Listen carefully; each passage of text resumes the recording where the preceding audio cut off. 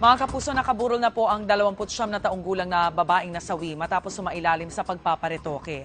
Attorney Gabby, good morning. Good morning. Ano ba ang pananagutan o maaaring maging kaso at liabilidad ng mga doktor? Kasama dyan, of course, yung nurses, pati yung clinic na gumawa ng procedure sa biktima. Well, of course, i-assume natin na hindi naman siguro intentional na ginawa ang pagpatay sa biktima. Kaya't malamang kung magkakaroon man ng kaso, ito ay magiging kasong kriminal for criminal negligence leading to homicide. Meron din kasong civil para sa danyos at isang administrative liability. Malamang kung meron ngang negligence against the doctor o kung yung nurse man ang may kagagawan nito. Siyempre, di ba, you have to protect the public kung sila ay pabaya. Siyempre, kung wala namang pagkukulang, walang habol yung pamilya na naging biktima. Pero mahirap bang patunayan yung mga ganitong kaso? Well, of course, medyo mahirap kasi unang-una, kakailanganin usually ng isang expert testimony. Oo. Okay? So usually, dahil kailangan ng expert testimony, ito ay usually doktor, na usually din daw ayaw naman tumestigo laban sa kapwa-doktor kasi malamang magagalit ang mga kaibigan niyang doktor sa kanya. Oo. At kahit makahanap ka ng willing tumestigo, kailangan mong maipakita at ma-approve sa korte na talagang expert o bihasa siyang doktor sa specified field na concerned.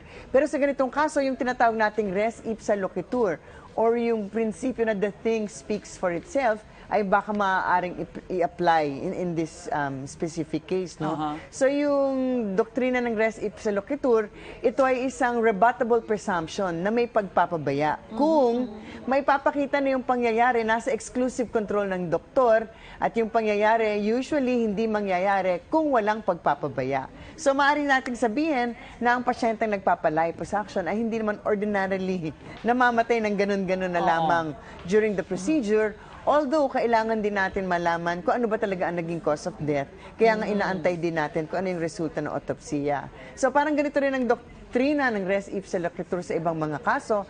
Halimbawa, kung ang dahilan ng pinsala ay yung nakaiwan ng yung gauze, di ba? Yes. Sa loob ng pasyente, kaya't nagkaroon ng infection or nagkaroon ng malaking sunog, and this was an actual case. Yung bata, pumasok for an appendectomy, pero paglabas niya, mayroong malaking sunog dito sa arm.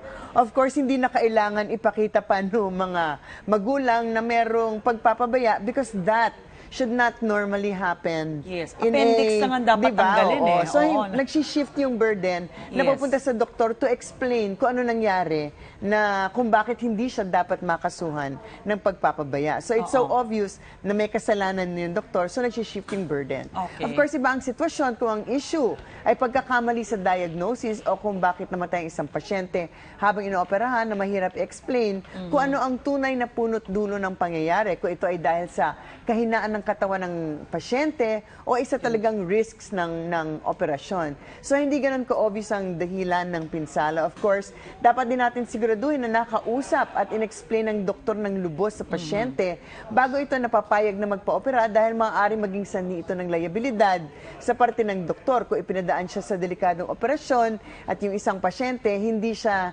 nasabihan kung ano talaga yung mga risks involved. Yes. Dahil may option dapat ang pasyente na tumanggi kung masyadong delikado. So yung negligence can come either before the operation dahil hindi na subject sa masusing examinasyon. May prosesong nalagpasan or merong mga risk involved, alam na pala ng doktor pero hindi na tinuloy niya pa disclose. rin. So during the actual operation, it could have been negligence, whether it's anesthesia, whether it's merong talagang masamang nangyari, hindi natin talaga malalaman at this point in time. Pero sa mga ganyang procedures, alam ko usually nagpipirma ng waiver yung pasyente. Pag may mga ganun it's so ba, standard. yun nga, may liabilidad pa rin yung doktor o yung clinic. Oo. Kasi posible, kasi hindi naman palagi na maaari nating i-sign away ang lahat ng karapatan natin. So, in my personal opinion, of course, personal lamang to, hindi po porkit may waiver ay ligtas na kaagad ang ospital at ang doktor. Unang-una, labag sa batas ang pag-waive ng lahat ng klaseng pagpapabaya,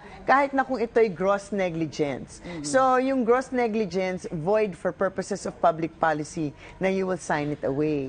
Ang pangalawa, yung mga waiver na yan, tawag po natin dyan, mga contract of adhesion. Madalas itong mga kontrata na to, mahaba, very legal ang wording at ang gumawa ay ospital. At walang gagawin ng pasyente na desperate magpagamot kung hindi pipirma. So pangatlo, kahit na hindi gross negligence, palagay ko to, magiging basihan lang para mababaan ang liabilidad. Kung talagang negligent, pero hindi pa rin makakatakas ng ganun-ganun na lamang just because he signed a waiver. Attorney, maraming salamat. Maraming salamat. Kung minsan yung tiis ganda na yan Oo nga. At condolence sa pamilya din. Oo, nakikipag yung ating Shirel. sympathies po. Oo. Yes. Thank you, attorney. Samantala, mga kapuso,